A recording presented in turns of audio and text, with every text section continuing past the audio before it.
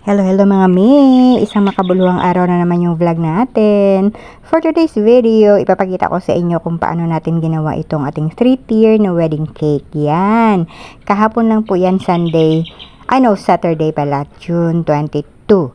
And naisipan kong i-vlog itong whole process kasi parang namiss ko na din yung mag-voice over tsaka mag-share sa inyo ng mga ways ko kung paano gumawa ng cake.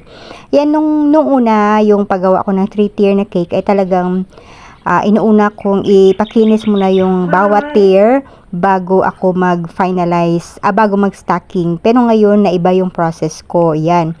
Kasi, parang ang hirap nun, gawin, especially pag okay na siya, pag makinis na, tsaka mo siya ipatong. May tendency na masisira siya. So, yun, naghanap ako ng ibang ways kung paano ko siya gawin na madali lang. And, finally, nakahanap ako ng isang napakadaling ways kung paano i-stock yung ating cake at saka i-design. So, yan yung ginagawa ko. Ini-stock ko muna siya, yung 3 patong na yan, or 4 or 5 man yan. Tsaka ako mag-a-icing. And that's how I ice our cake. Yan. So, isa-isa from top to bottom yan. And papakinisin lang natin gamit yung ating whip it. Actually, hindi lang yan isang icing or isang brand yung ginagamit ko. Yung icing natin ay hati ako niyan. Half-half ako. Minsan, half ng ACC and half ng Everwhip or kung ano mang ibang ng whipped cream. Ito naman ngayon ay yung gamit ko ay ACC tsaka whipped cream. So yan, ang ganda at ang tibay talaga niyan. Especially pag mga malalaking cakes. Napakagandang combination. Lalo pat maganda yung pagkagawa ninyo ng inyong cake. Ayan, so sabi ko doon sa post ko, napakadaling gawin itong cake na to kasi po, very minimalist lang yung design niya. Ganyan lang yan. Naghahagod lang ako niya ng parang yung parang suklay ba. Yan lang yung request ni client sa atin. Gawan ko lang daw yung parang minimalist lang talaga. And then, maglalagay lang tayo ng dahlia na flowers. So, kaya as in, ang daling-dali talaga ng gawa ko dyan. And kung na-notice ninyo, bakit mayroong kandila sa tabi?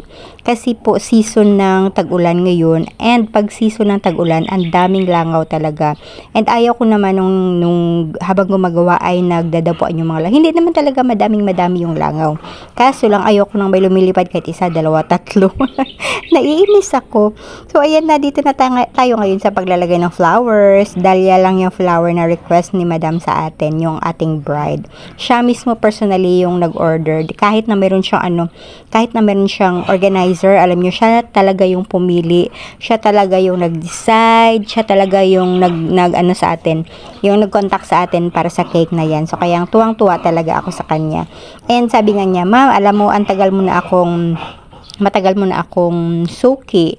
So, parang yung bang feeling na bumabalik sa iyo yung customer. So, ibig sabihin nagustuhan nila yung gawa mo. And natuwa talaga ako sa kanya. Kaya nagpadagdag ako sabi ko mag-add ako ng 24 cupcakes. Kaso lang, nung ginawa ko na yung cake, sabi ko mas gusto ko yung taasan yung cake niya. So, ayan, dinagdagan ko na imbis na mag-cupcake ako, ginawa kong mataas yung mga cakes niya. Kumbaga, yun na yung pinaka-freebie ko sa kanya. So, yan yung final look ng ating cake. And yung baker na stress.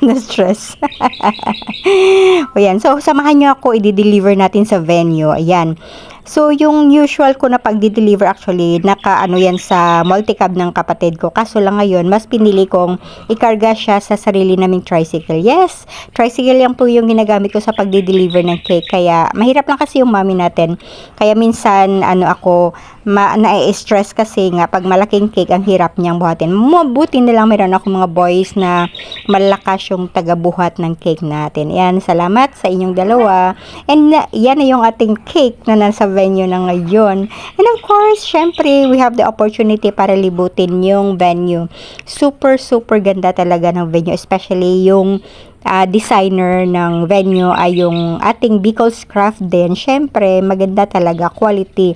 And of course, nandito din yung kanilang organizer, si Sir Julius, yung pinaka-organizer. Hi Sir, yung pinaka-organizer nila. And tuwang-tuwa talaga ako dyan. So sabi ko, mag-picture nga ako dyan at kukuha ng video na din para mayroon tayong pang sa ating vlog. So yan na yung ating look ng cake na nasa venue. As ang feeling talaga, pag nasa venue na at hindi na sira yung cake, ang saya. Thank you so much!